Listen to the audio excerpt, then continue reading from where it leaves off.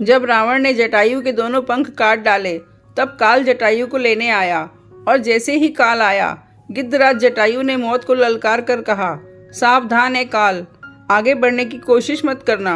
मैं मृत्यु को स्वीकार तो करूंगा, लेकिन तू मुझे तब तक नहीं छू सकता जब तक मैं सीता जी की सुधि प्रभु श्री राम को नहीं सुना देता।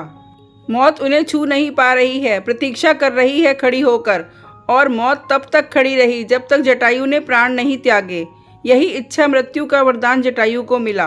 किंतु महाभारत के भीष्म पितामह 6 महीने तक बाणों की शैया पर लेट करके मृत्यु का इंतजार करते रहे।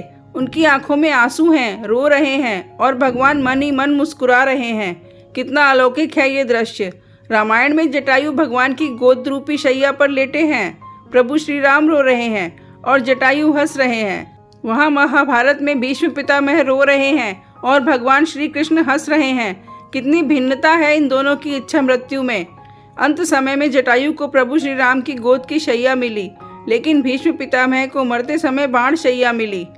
जटायु अपने कर्म के बल पर अंत समय में भगवान श्री राम की गोद रूपी शैया में प्राण त्याग रहे हैं, और बाणों पर लेटे लेटे भीष्म पितामह रो रहे हैं।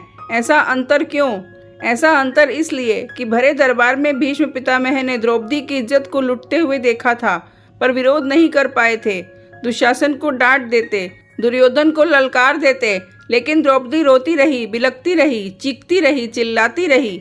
फिर भी भीष्म पितामह सिर झुकाए ही बैठे रहे, नारी के सम्मान की रक्षा नहीं कर पाए। उसका परिणाम यह निकला कि इच्छा मृत्यु का वरदान पाने पर भी उन्हें बाणों की शैया मिली, और जटायु ने नारी का सम्मान किया, अपने प्राणों की आहुति दे दी, तो उन्हें मरते समय भगवान श्री राम की गोद की शैया मिली।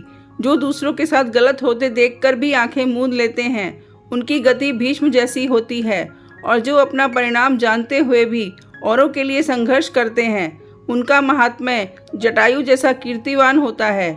इसलिए कहते हैं कि कर भला तो हो भला।